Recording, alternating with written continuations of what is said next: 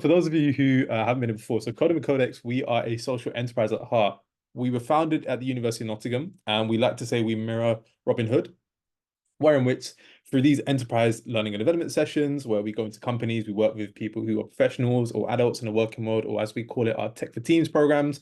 We then take those budgets and we funnel that right back into community programs, predominantly based here in the UK.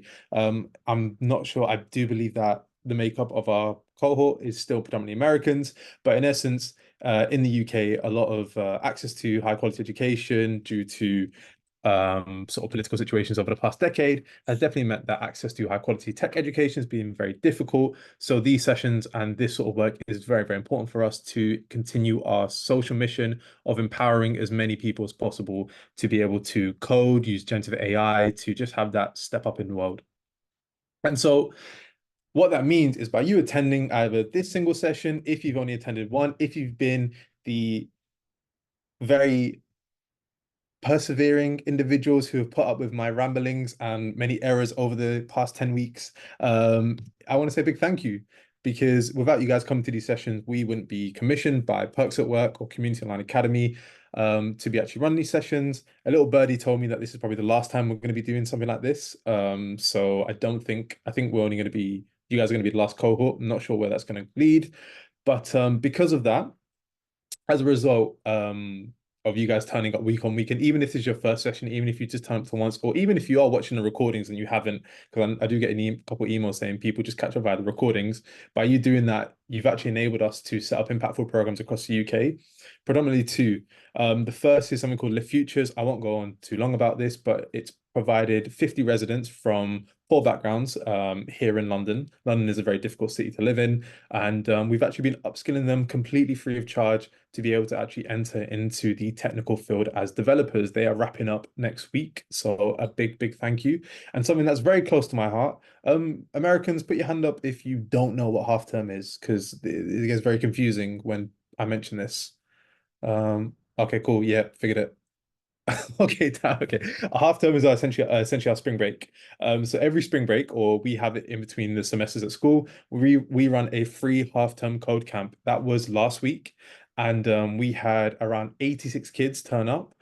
It was an absolute nightmare. I'm just very, very glad I did not put myself on to teach those sessions. But a lot of those kids are from poor areas and whatnot, and we gave away our free Python, our Python level 1 completely free of charge. That is not out of the charity of completely free. That is because you guys are coming here every single week, or even if it's your first session, or even if you're watching the recording. So I just want to say a big, big thank you, because by you learning generative AI skills, you've actually had some really meaningful impact. And that's always something that I love to tell people at the end of the course. Cool, that's all. Happy to talk about this a lot more outside the session, but it is 11 past. The individual who needed to get access to, who can't access the chat, have you had a chance to email me? That way I can send you links for today's session. Yes, I just sent it. Wonderful. I actually don't have chat either. Okay, this is going to be fun. And I can't email you either because I can't really email outside my company. Yeah, it's blocking us. That's fine. For predominantly a lot, it's only going to come towards the end of this, and I'll give examples of other things that you guys can defer to and whatnot. So I've still not got the email for the person who just sent it. Yeah, it won't let me send it outside of my company. Can you confirm what the email address is again? Sure, it's hello@codingwithcodex.co.uk, but don't worry, we'll improvise. That's almost that's always a fun thing to do. Hello at codingwithcodex.what UK? .co.uk.co.uk. Okay. We need an American domain.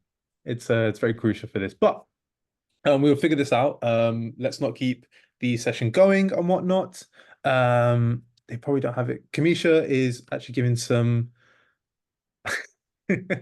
John Allen, if we can please be no, it's not make fun of the people who can't see the chat. Don't worry, John Allen is just being a bit of banter there, doing a bit of banter. Kamisha did say the fact that people who don't have access to the chat and don't have it enabled, sometimes if you actually log into your Zoom account, that should enable it. So if you're currently not logged in, if you try and log in via an account, that should actually give you access to it, but we'll work around it. Right, there are 70 wonderful people. And so we're going to crack on for today. So going back to the title of today's sessions, and we bring the entire course to a conclusion.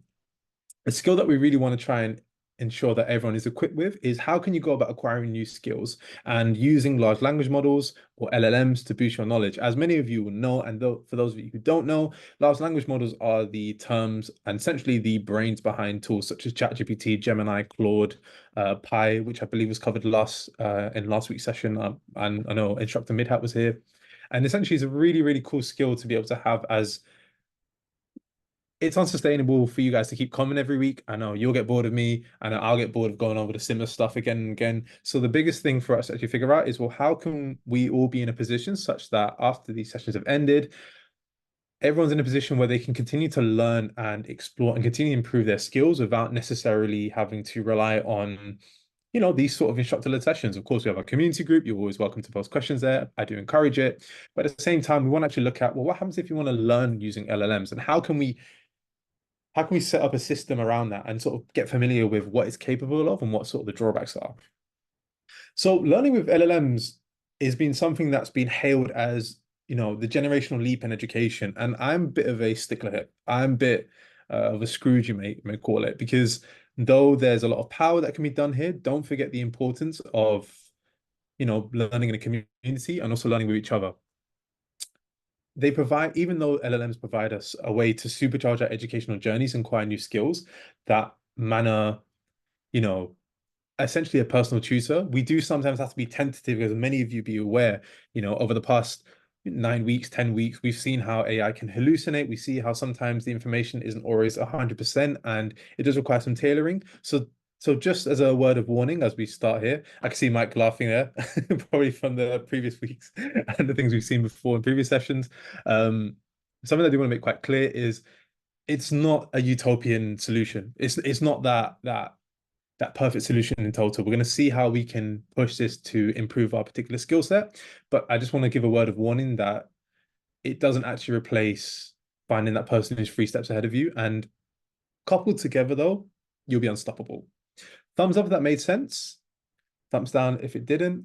For those of you who can't access the chat, I'm going to read out John Allen's message pro tip. Don't include Reddit posts in your LLM training.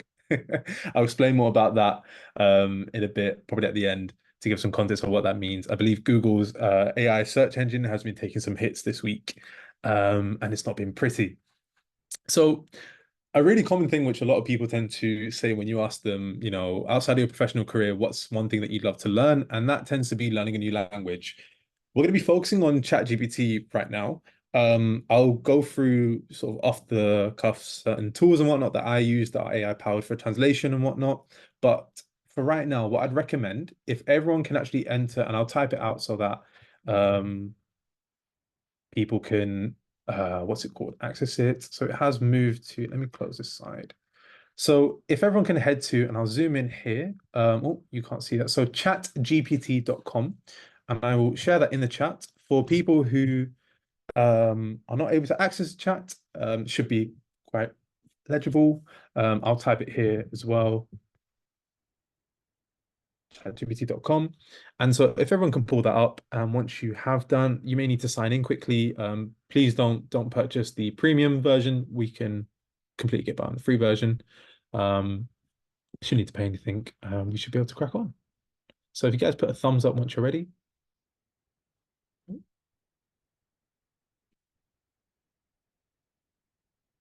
So if you do find that ChatGPT has been blocked, just purely for the sake of consistency, that's what I recommended for this session. But if you can access either Microsoft Copilot, Gemini, Claude, by all means, please do access it. Just find a large language model that you can tap into. All right, then give it about 10 more seconds.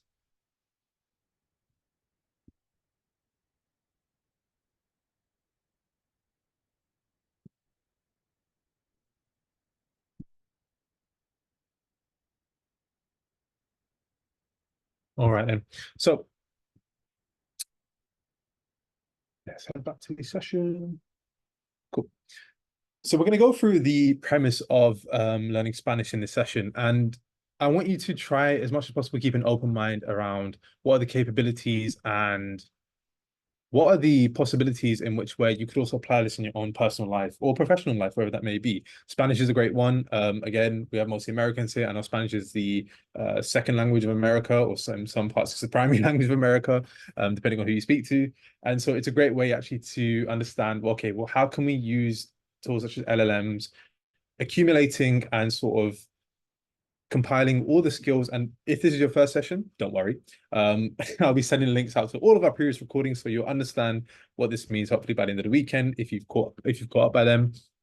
But in essence, understanding, how we can use large language models to essentially help us acquire new skills, new information, such and such forth. So the first one's really simple, and that's in terms of just saying to an LLM, you need to create a, let's say, Spanish to English vocabulary list on a particular theme. And it's very, very helpful, particularly if you're going away to,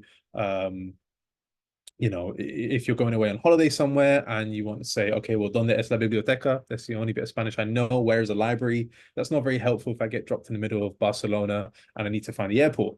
Or I need to go find a cash exchange. So it's really helpful and whatnot in terms of giving out sort of that, what am I going to say? In terms of giving out that fixed list and sort of come with definitives, it's never going to vary. I know previously before we talk about sometimes AI can be wrong. It's very, very rare. I've still yet to see a case where it's messed up a translation. It's very, very good at this sort of stuff.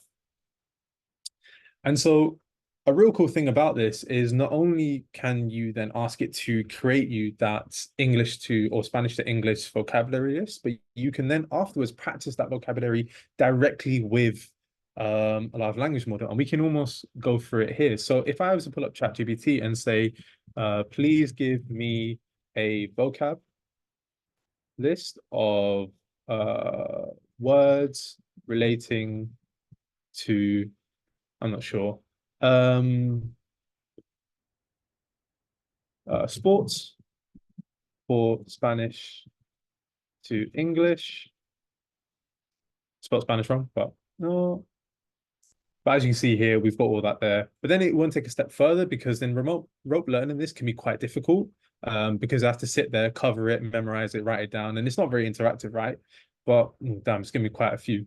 Real cool thing about ChatGPT, if it gives you a lot of information, you can just hit stop and it will stop the generation of its response.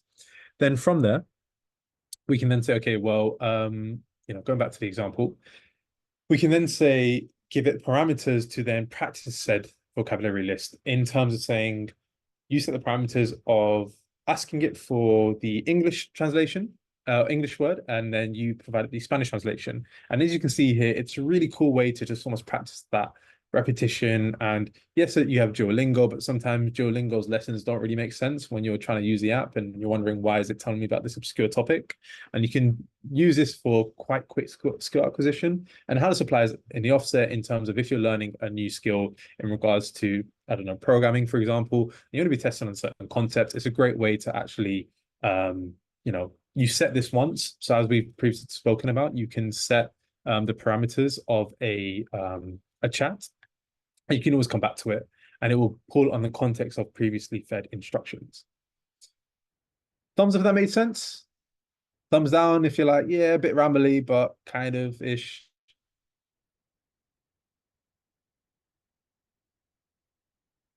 Chat. Wonderful. All right then, cool. Another thing that large language models are really good for is providing accurate translations.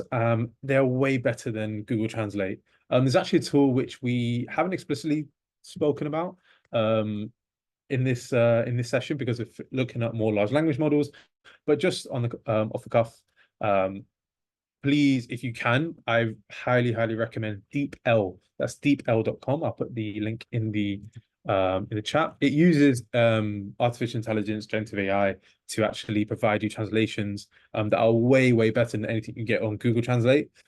So if anything, if you can, ChatGPT is a great one to go to initially. But then if you can't and you want to get something which is more like the chat Google Translate format. DeepL is a great one to go for.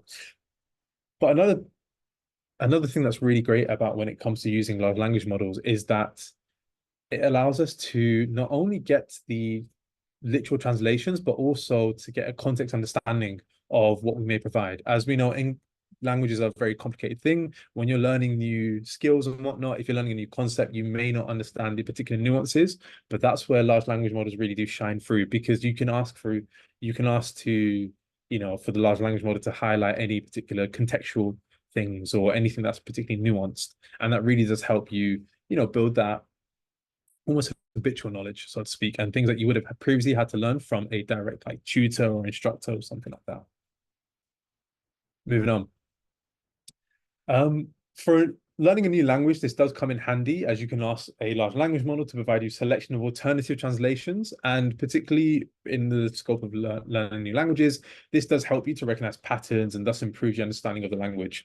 This can also help with skill acquisition as well, in terms of if you want to understand, everyone has a different mental model. That's the phrase we use in education for how someone learns something and the way you see it. So as we've looked at before, when it comes to writing prompts and interacting with these AI tools, well, it's really, really important that we refine, we contextualize, and we actually ask for alternatives, and we repeat that process. So it's something that really does come in handy. You can also get a large language model to break down the structure of sentences for you or label particular words using specific parts of speech. So even then, this is another example of how granular you can go. Typically, if you wanted to find out, if I put in the translation for, let me see, English to Spanish. So where is the library?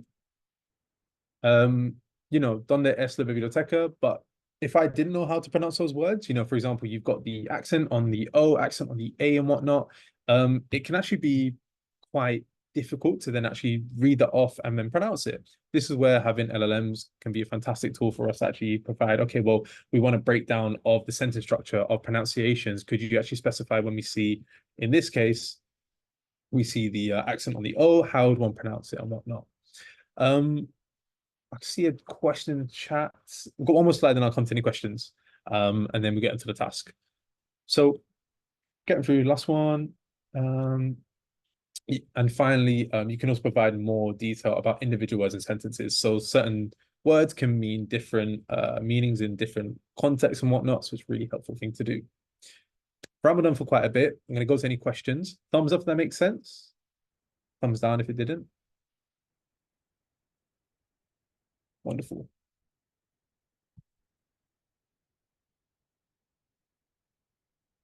Cool. I saw there was a question by San, I believe, and that's about, are there any generative AIs with voice enabled? So that's actually a really good question, San. We currently have ChatGPT on mobile actually has the it has a voice sort of reader. The one thing I would say is that they're very, very Americanized in English. I was trying to get it. So my mother tongue is Gujarati. I'm South Asian by heritage. So I was trying to communicate with a family member using ChatGPT off my phone to essentially convert what I was saying in English to Gujarati. And it was absolutely butchering, even with my non-learned ears, it was absolutely butchering the pronunciation. But I do believe Saz is saying Pi AI. That is a tool which you can use and has pretty good. Is it good for different accents, Saz? I'll wait for them to get back. American. Okay, so that's the thing. It's an American thing and whatnot. So cool. So as a task, we have this well, it'll be very confusing if you don't know what language this is. I'm going to copy and paste it, and I want, basically, for those of you who have been here for a few weeks, I'm sure you understand. You'll know what's going to come when I ask you to write prompts, in essence. But I want you to first identify the language, then translate it to English, and then I like you to figure out what the underlying word is. So if you can pull up ChatGPT. You can't use DeepL as that is a cop out, as it has a very good detection. But I would like you to structure a query to then dissect this foreign sentence, so to speak. Mike, am I okay to read your question out? Yep. So Mike has messaged me saying, have you tried translating a phrase from Spanish to English, then translating the Spanish phrase back into English? Myself personally, no. I have tried this before when it comes to tools such as DeepL and it comes to Google Translate. They are terrible at that. But when it comes to using something such as ChatGPT, my assumption is be a bit more nuanced because it'd be a case where you would be, you'd be able to set the context around the sentence and whatnot. So I'm not sure, but you can try that out maybe with this and see. I did. Right. Fair enough. And how was the translation backward? Out of sight, out of mind, into Right. Spanish and back into English came back as sentiment fine, but not literal. So eyes that do not see, heart that does not feel. Fair So enough. the sentiment was there, but obviously, if you were using this as a serious translation tool, that might be a concern. Yeah. Yeah. And Legal that's where we, purposes, for example. and that's always where the over reliance of AI is something we have to be quite wary of. But yeah. For those of you who have actually been able to get through, if you can let me know what the language is. If not, please hide the chat. And yeah, we're able to crack on.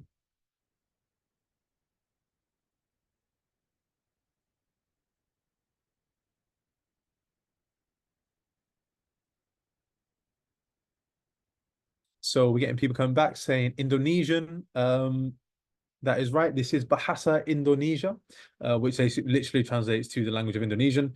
And the underlying words, if anyone. Oh, we're seeing to translate. Wicked. Wonderful. I'll just give it about 20 seconds and then we'll move on.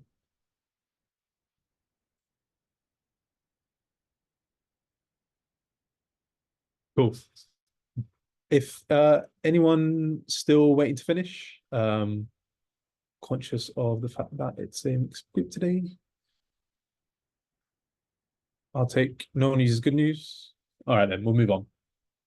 So, yeah, you're right. It's Indonesian. It's the language Bahasa Indo. And something that's quite interesting, and the reason why I picked this, well, firstly, I'm learning, mostly because my fiance's family are from Indonesia, so I've got to be able to talk to the in-laws. Otherwise, you want to know what what they're going to be saying behind your back. Do you know what I mean? But at the same time, it's something where, as a language, it's very difficult to actually directly translate into Western Latinized languages, mostly because of the way it's structured, also including the fact that everything is contextualized. There's a lot more linguistic aspects, but when it comes to throwing this straight into Google Translate, you're not really going to have an accurate translation of it. But however, if you use something such as a large language model or DeepL, that's something which, I've put this in multiple times, and it always comes back out with the right term. So we'll move on then, conscious of the time. So something else, and this is where actually I really want to encourage as you look to using large language models for learning and skill acquisition, and that is actually almost like pushing the tutor if you really want to use it. In this case, it would be a case of where we're explaining grammar and usage. And I guess to contextualize, going back to learning a language, you can use a large language model to explain to you specific grammatical rules and concepts. And it's a great way, particularly when your first language is English, and that sort of goes for anything else.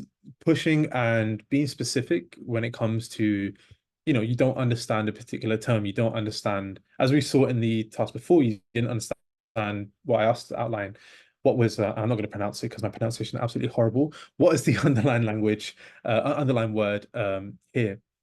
And really going granular is something that can be very, very helpful, and something a lot of people don't do. They tend to assume that a large language model such as ChatGPT is only going to be limited to was going to give you the best answer to begin with. But as we've seen in previous weeks, you do need to drill down and you do need to actually be your own advocate, particularly a learning advocate in this case. And if you don't understand something, that's where we really encourage you guys to actually go back and, say it. Thumbs up if that makes sense. Thumb down if you're like, yeah, cool, is what it is, or any immediate feedback. Cool. Wonderful. All right then. So another cool thing, and this is something which I really recommend everyone does, is particularly if you're, again, it doesn't have to be just for learning languages, it can also be just for anytime you just want to reinforce information. And that is actually getting it to create you personalized exercises. Leveraging large language models to be your personal tutors is a great way to generate exercises out the thin air. I'd love to say that all the exercises from this course were generated by ChatGPT, but I'd be lying because we didn't realize that until after we made the course, and we got to this final session. So I guess that's that's our lack of planning. But this is something which doesn't just necessarily apply to doing this. But going back to sort of the Spanish words that we were looking at earlier, I'd like for you guys to sort of take an impromptu test. So I'd like for everyone to go to ChatGPT, ask for it to generate you 10. So as we saw here, 10 words from Spanish to English, or if you already speak Spanish, you can pick another language relating to either sports or something like that. And put a thumbs up in the chat once you've done that, and then I'll give you guys the second part of the exercise, or sort of the example.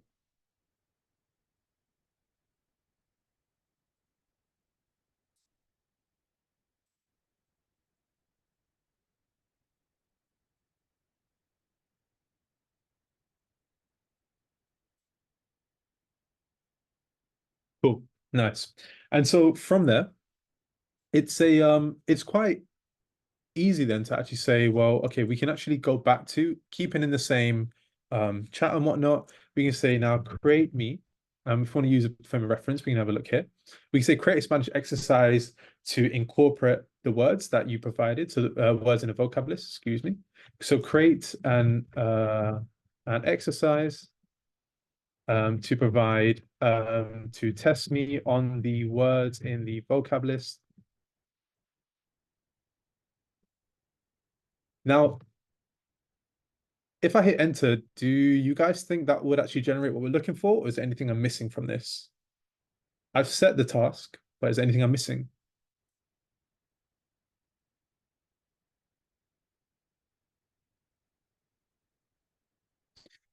So yeah, Kamisha, we can reference the list that. So this is actually interesting. We don't necessarily need to reference it because it already has the context of everything that is previously generated for us. So when we refer to the vocab list, it's already stated, already knows the language, so it knows we're dealing in Spanish. And in addition, that it already knows that it's already previously generated a vocabulary list, so it's going to be referring to that. So this is quite cool when we think about the context that is already set by us previously interacting with a large language model. That carries through if you're sticking to the same chat. The type of test is something that we do need to do, so we can outline that. Provide me a sentence with the word. Actually, no, I'll copy Hoymes version. So we can say match, fill in the blank, match, etc. The format of the exercise can be thing. Is there anything else we're missing?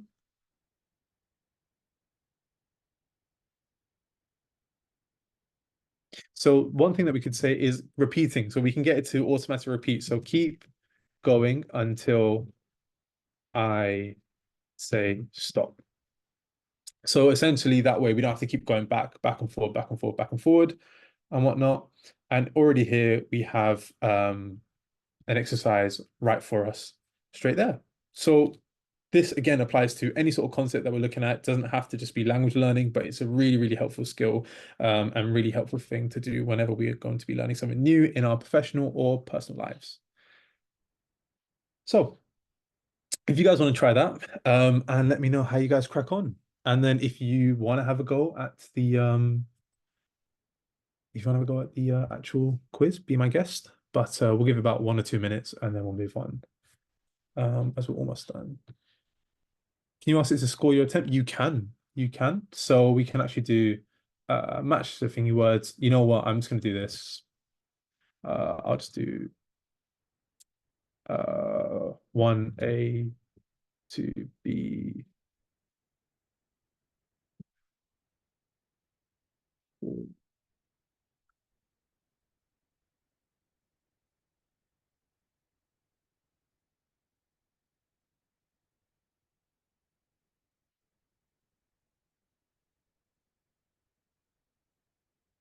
So as you can see already, because we set the parameter to say we have to stop and mark it, it's going to keep going and doing the exercises till we stay up. So this is quite a handy way to say, okay, well, we can be in that test environment and then get the scores afterwards. So if we hit stop, it should give us the answers back to can you mark my work? And as you see here, it actually giving us back the yeah, the information. But this is where I think something actually quite quite good to have a look at. This is where hallucination comes involved. So we can see here for the fill in the blank exercises, we didn't give it any information. Yet as soon as you say stop, it then automatically assumes or it hallucinated the fact that the information was there and it just gave us 100% correct.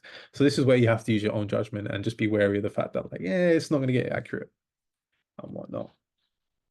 Can I get a thumbs up once everyone's done that? You've played around with it, you interact with it a bit, and then we'll crack on. Cool. Wonderful. Wonderful. How many we got left? Cool. So we talked about creating personalized exercises. There's hundreds of, new AI tools going out there, and a lot of them are going to be charging an arm and a leg. I really recommend using ChatGPT when it comes to actually practice that conversational element. It's though we've seen when it comes to actually marking, you do have to have a bit of a couple wits about you. But when it comes to actually setting the parameters around saying, well, you know what, I want you to be almost like a mental training partner, a sparring partner, whatever you want to call it, it's really, really helpful for that. And I really do recommend it. So as we can see here, the person's been very, very explicit. And you see which member of the team actually did this. In terms of, asking ChatGPT to be their personal conversational partner, only speak to them in Spanish, but then also being quite specific. As you guys know, when it comes to writing prompts, it's very helpful to be specific in terms of making sure that in this sense, it doesn't go on and it keeps answers short and it allows the interaction to be set up by the person using it. So this is the whole sense of personalized education. Finally, asking for common expressions. So this is a great thing to do whenever you're starting out and learning a new thing. What are the most common things that I need to know about topic X? What are the most common expressions I should know when it comes to learning French or Spanish, and etc., etc. And so finally, I'm conscious of time and I do want to get through a few things before we wrap up for good.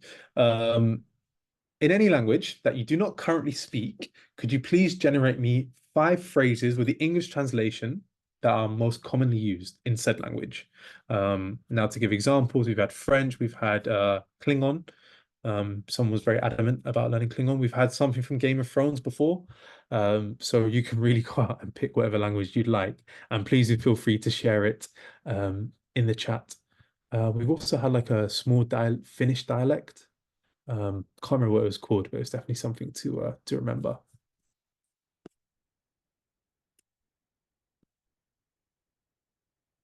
And also whilst everyone's cracking on with there, feel free to come off mute if you have any questions and whatnot. Mike sent me a question. Mike, can I read this out? Yes. Thank you. What should we think about if we're considering subscribing to the paid for option? Do you have do any large language models in your opinion provide a wow element to going paid? Mike, if you asked me this about a month ago, Larry, I'll come to your question in a second. If you asked me about 2 months ago, I would have said potentially. Now I would actually say not really. If you scroll up to where you can see chat, if you have access to this chat GPT 4.0, then that's the completely free version, and it's a new free model that they rolled out. I think you would have remembered me doing a quick rundown of the main benefits of it. It's really powerful. Right now, I don't believe you should be paying for anything. If you want to pay for a specific AI tool that has a specific use case, whether you're an accountant and there's a tool, something like that, it kind of goes against our whole point of accessibility. We have a principle we can't recommend anyone any paid products. I guess it really just depends on your suit.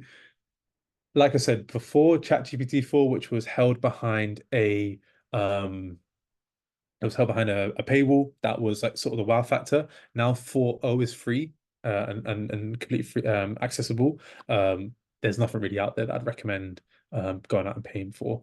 I know that's a bit of a cop out. I do apologize. No, no, it's fine. But yeah.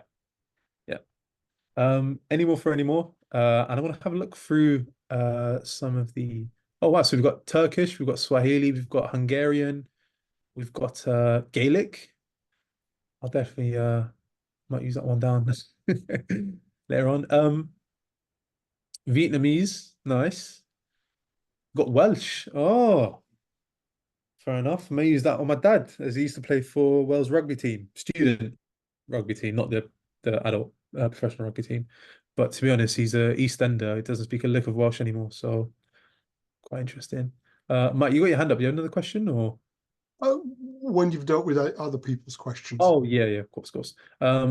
Any thoughts on good GPTs for automated admin and office tasks? Frank, I referred to you back to session 6, I want to say, when we looked at automating research, Perplexity AI, Agent GPTK. Those are probably the best things that I can recommend when it comes to automating research and that sort of stuff. But in terms of actual admin tools and whatnot, there's nothing off the top of my mind. I do apologize for that. And someone asked about polishing CV. You can polish your resume, just please refer back to lesson 7. Don't put your personal details into a large language model. They are there forever. I read some slightly scary news about this new term called prompt injection, which is similar to database injection, which is basically a black hat hacking tool where people are able to write prompts in a way that actually pulls out personal information and details. So please don't do that. Please don't submit your information. I know I've said it multiple times, but yeah. Just that. Mike, back to you, mate. Yeah, sort of a general question for you from what you've seen of the developments. Do you see fundamentally any huge advantage of using LLMs, AI tools above and beyond using the standard existing old school search tools in terms of getting to the information? Sure, from what I've seen, the LLMs make it very much more readable. It does that filtering for you. But given some of the concerns about hallucinations, timestamps on data, do you see any fundamental advantage right here now today? Maybe in a few years' time when things have been refined, sure, but right here now. So just to clarify, just to understand, you're saying that do I see any step change and improvement in terms of using Perplexity versus using Google in terms of searching information? Are you talking about, let's say, information retrieval? So let's say I wanted to find out what does a hadron collider actually do? And then me going down the particular route of just Googling and then going through reading articles, or going straight to a large language model and asking it as if I was asking a person. Is that what you're referring to? Or are you referring to just like, where's the nearest barber shop to me? More the first example. Yeah, I think it really does come at discretion. I do hope the fact that people who've been in this session, and by the way, guys, please do feel free to copy and paste your phrases into the chat. I'd love to go through them as a group in a minute. I do hope that everyone's sort of going to be walking away with this sense of understanding of the limitations and what is to really be expected when it comes to dealing with large language models and what could be out there and outlandish. I think a blend of the two is really good. A lot of the times when something seems too good to be true, and if you get to your desired outcome as soon as possible, it really does help to just do a quick Google, and it takes about 10 seconds. But a lot of times you skipped through that initial searching, that click, you shaved off around 30 seconds to a minute to 5 minutes and whatnot, and collating all that information down. I think, as we've spoken about before, tools like Perplexity are great because it does actually provide you references and resources, something that ChatGPT is slowly doing, but doesn't do it too much. To give some context. I'm conscious of time, but I'll quickly just go through what I'm talking about. Perplexity here. If I go down to what was I doing? Here we go. Give me market site analysis. So you can see I was using this for Coding Codex, right? I want to do a market analysis for car sales in London in 2023. I have the references right here, and I can go to the said websites fairly easily. But then, so that is almost like the mid ground. I think it's better to get ahead of the curve than waiting for it to be completely refined. But yeah, I would just say use the things that we've spoken about in this session. Your judgment is good. Everyone's judgment has been great compared to previous sessions where people have just said, well, I'll leave it to previous recordings if you want to dig back through some of the questions we've had in the past. But yeah, I'd say like try and integrate with it now, because a lot of times once it's perfected, it's going to be too late in terms of actually getting ahead and finding that competitive edge, which is a very capitalistic way of thinking. But let's be honest, we are in the working world and whatnot, and we do want it to help ourselves, and hopefully get jobs before the was it Skynet overlords take over. But yeah, Frank, all the best. Completely fine. You have to go. There's one more slide. Thanks, mate. All the best, mate. There's one more slide I want to sort of go through. That is creating a curriculum. Typically, I know we should start this at the beginning of the session, but it's a great way when you know absolutely nothing about nothing and you're starting out and you want to get a quick holistic overview of what is there, what should actually be covered and whatnot. It's a great way to leverage large language models to create your curriculum. Say, okay, well, I'm going to go down this learning journey. I need some structure to it. Provide me with said structure. That brings me to the end. Before I go on to about your shiny certificates of completion and how you guys get that, I know we had some questions, but any questions?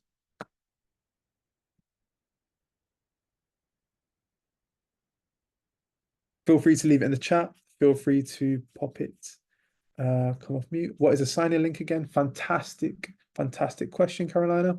I will just quickly grab that for you.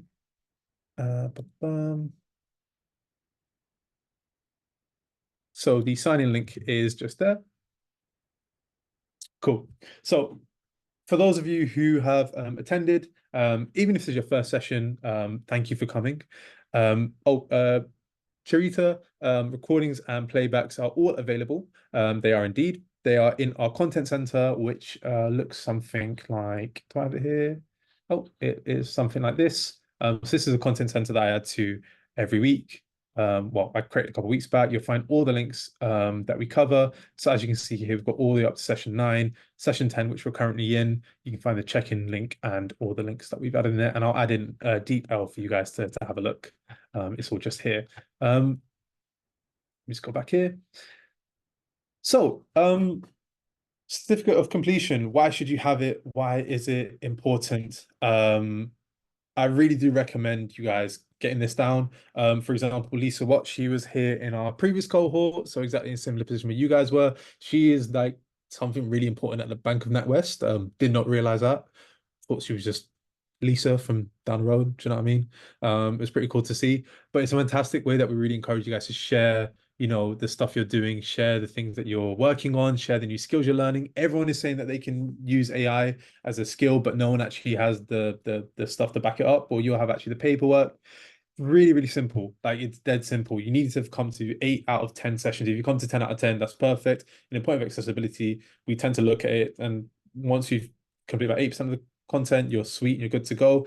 All that matters is that you just checked in to the to 8 sessions. Simple as that. So what's going to happen is at the end of the session, you'll have access, you'll get an email. Joanne, if you've checked in, you'll get an email access to here.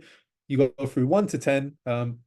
Some people just do 1 to 8. Please do 1 to 10, because session 9 is pretty cool and it's pretty relevant. You're 1 to 10. You can see what it looks like in success stories. You see all the recordings. I'm sorry, I know I have one of those voices. You may think it sounds good, but after hour 3, you're just going to be like, God damn, this guy's voice is annoying. So apology in advance, but just heads up. And then essentially once that's done, really simple, you just drop us an email. You'll have my email, you drop me an email, drop hello@codingwithcodex.co.uk an email. And the deadline for this is next Thursday. So it's Thursday the 15th of June, which I do believe is, if I pull up my calendar, where's my calendar gone? Oh, here it is. It's been hidden away. So that is, oh no, sorry, next Saturday, not Friday, Thursday. So it's next Saturday. That's the deadline. Saturday. Thank you, Dean. So yeah, it's Saturday, and So yeah, sorry, do you mean the 15th of June? Just to yeah, confirm. sorry, Right. Saturday, 15th of June. Thank you, Mike. Thank you, Dean. And finally, guys, whilst you're here, leave us a review. If it was good, if it was bad, excuse my language, if it was shit, we'd like to know. So feel free to leave us a Trustpilot review. This is the one time where I know we've collected some feedback from you guys during the mid-course feedback form, but yeah, please do make sure that you put your thoughts and experience, and please be honest. We believe in transparency, and that also goes for transparency in terms of how things have gone before. Some people are asking for the check-in link, Tabitha. You can find the check-in link here. Any questions, please feel free to come off mute. And yeah, for those of you who I won't see again, I wish you all the best. We are always still around. You have my email. You have many emails from me. So always do please keep in touch. You can pester us, and I will tell you to go away if you are pestering me too much. But I've not said that to anyone in the past 6 years I've been doing this. So thank you very much. Any questions, please feel free to let me know. And yeah, is that probably someone's got their hand up? Yeah. Yeah. Yeah, fast. So, I'm sorry, what do you say we have to do to get the certification? Probably you need to just make sure that you've checked in for every session on here. Yeah, Um, I checked in every section. Only section I think missed was, remember I was on the highway. I called you you to check in checked in for for me. that probably afterwards. Don't worry, you caught up. I remember seeing your name. So you're fine with Okay. that. So I just need, you want me to go double check whether I've been signed in or how you going No, to? don't worry, probably. I've seen your name quite a few times. You're in a clear, mate. It's all good. Okay, Um, all the best. thank you. Um, The class was very informative. Thank you for everything. I'm glad to hear that. I'm absolutely glad to hear that. Yeah. Like always, guys, I'm happy to stay on for a couple minutes afterwards to answer or ask any questions. Is there any way to see if I missed any of the check-ins? LT, if you just drop me your name and then I'll check in afterwards. And if you miss anything, I'll drop you an email. People have their hands up. Chris, Yeah, where did you say that we'd be able to look at the previous sessions or watch them? have you checked in for today's session? Yeah, today I did. You'll receive an email from myself at the well, within like either today, tomorrow, with the link to recordings, and then that way you'll have access to the content center and you'll be able to catch up with everything. Okay, thanks. That's right. Probably, did you have another question or is your hand still up? No, I'm done. I forgot to put the hands Oh, up. cool, cool. Yeah, that's it for me, guys. Like I said, I'm happy to chat. Happy to answer any more questions, give any thoughts if anyone has anything. If not, have a wonderful week, wonderful weekend. I wish you all the best. And yeah, I think this is the last session we'll be running as there's a bit of turbulency at Next Jump. So I'm not sure what's going to be happening with us for these sessions. So I'll be in contact.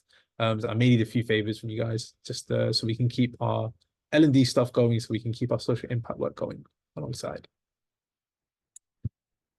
And yeah, if there's nothing from anyone else, I'm going to go ahead and end the session.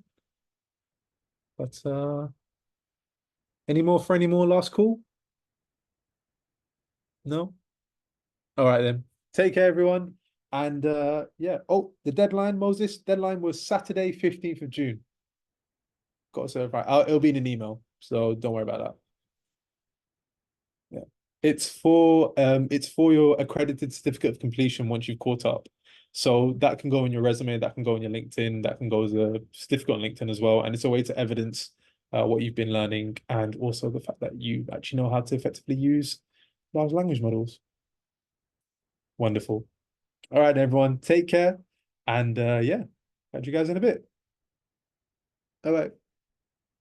See you later, Mike.